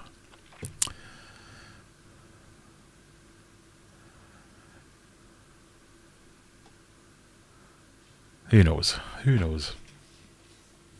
At least I'm not out digging ditches, eh? Although that has a slight soporific charm to it. You get the satisfaction of completing a job. Welsh weeks in the minority that you enjoy your job. Maybe it is. Maybe I'm completely wrong on this one. We have like a regular...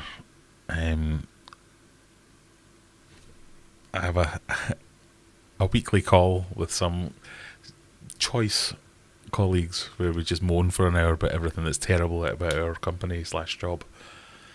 It's the only thing that gets me through the week sometimes.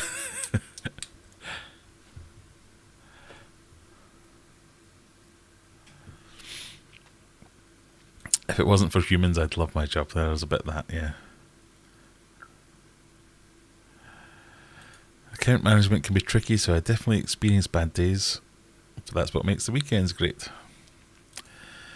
calm. I still don't know what I want to do. I'm with you there. I'm 45 and I kind of feel the same way. I might not like it, but being in the same job for 18 years means I guess I don't hate it. Well, I've been in the same job for... I suppose it's not the same job, but I've technically done the same thing since 1999. I was hired as a mainframe specialist to deal with the Millennium Bug. And then I've just kind of bounced around from job to job within that same company, and then the various companies that bought that company, to now be doing what I'm doing at the moment. So it's just...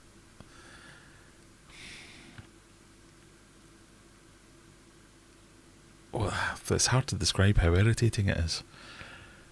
But it pays well. I'm kind of my own boss. I can come and go as I please. I can take the kids to school. I can pick the kids up after school. If somebody tells me I have to go to a meeting, I can tell them to F off and not bother going, and nobody's going to say boo to me. But sometimes it's like wading through treacle trying to get anything done, just because everyone's such... I need to choose my words carefully here, just in case. But yes, it's not the easiest place to do business sometimes.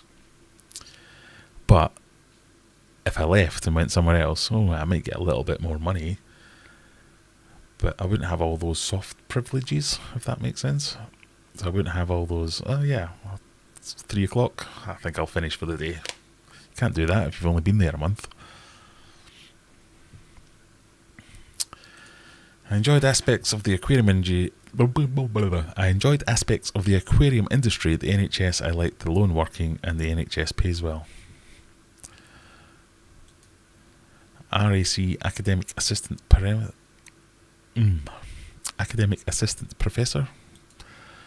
Mad Brent, loved my job and still miss it. Work in IT, it was fun before when I was doing more hardware related stuff. Yeah, I'm in IT as well, but it's more... it's not even IT stuff that I do anymore. It's just pushing bullshit around from corner to corner. I like my job at about 3 on a Friday afternoon. I can't wait to retire though, another 10 years. 1999, the year I was born. Yeah, that was the year I started the current job that I'm at. It's a different company. I think we've gone through 3 or 4 companies since then. Pardon me, but yes, I remember being paid extremely handsomely well for no reason. Just because there was this thing called the Millennium Bug that everybody was panicking about. And I had to sit and watch a screen go 11:59, 12. Nothing exploded. Bye. I'm off to the pub.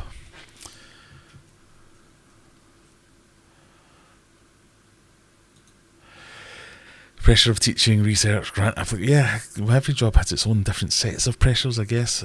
I think that's the thing, is you need to find something where those pressures are dwarfed by your enjoyment of the job. If you really enjoy, there's that famous saying, isn't there? Find a job you love and you'll never work a day in your life. And I meet these people every now and again where they're just weirdly happy with their job, and they have the same sort of obstacles, but they don't mind because they enjoy their job.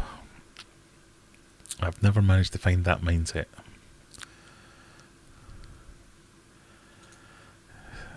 Don't get me wrong, my job is great in many ways. I'd be lost without it. Let's put it that way. It has afforded me lots of nice things, but it's not fun. 45. Leave me alone, it's not that old. You have me worried now. You think my 6 new discs will be horrific. I didn't say horrific work, did I? I said, well, I didn't mean to say horrific work. But small discus are hard work in that they need lots and lots of water changes, lots and lots of small feeds. If you're going to have any problems with discus, you'll have them when they're small. That's the only thing. That's why they're a lot cheaper than the bigger ones. But no, relish the challenge. Look at it that way. Millennium bug people were almost more scared of that than COVID. That's the thing. I don't think the millennium bug people were the people who weren't actually IT people, who heard about a thing called the millennium bug and went, "Oh my god, what's going to happen? The date's going to reset to 0 and we'll all get fired by lasers." Whereas most IT people were going, be fine. Or, let's run this little patch and it'll be fine. It was the biggest damp squib I've ever seen, I think. Self-employed for 30 years, worked as much or as little as I needed. Yeah, I've always liked the idea of self-employment, but purely because the people who I encounter who are self-employed seem to be, don't know if I need this job or not. Might turn up, might not turn up. And I'm like, how good must their lives be if they can afford to turn down work or not turn up to work that they've been booked to do? But yeah, the dry times would be scary if you're self-employed, but the good times are good. I guess there's always that. I don't know how we got onto this. It's a very depressing way to end the evening. My job's fine. I don't like it, but it could be a lot worse. I could be digging ditches. I could be micromanaged by some knobhead. There could be all kinds of problems. So it's fine. Don't worry about me. Happy birthday, me. Yay. As always, I'm sure there will be another stream to go and watch after this. Cold Water Aquatics, no doubt will be streaming somewhere. If you want to carry on the chat in Discord, you can all go and console me and console myself with how old I am and how grey I apparently look. Thanks for that, everyone. How near death I am now. How I'm actually geriatric, given that I'm from Glasgow. And yeah, 1 year closer to death. But apart from that, everything's going great. No, thank you for joining me, everyone. Hopefully, we'll be back reinvigorated, refreshed, and renewed for next week, where we get some kind of positive news. We'll do some good positive projects, not worry about the nasty sides of the hobby, and we'll have better news and better days. Thank you for joining me. As always, click all the clicky things. If it's the thing to click, click it. If you could go and watch a couple of videos, that would be great. Join us in Discord, say hello, do all that kind of stuff, and I'll see you in the next one. Bye.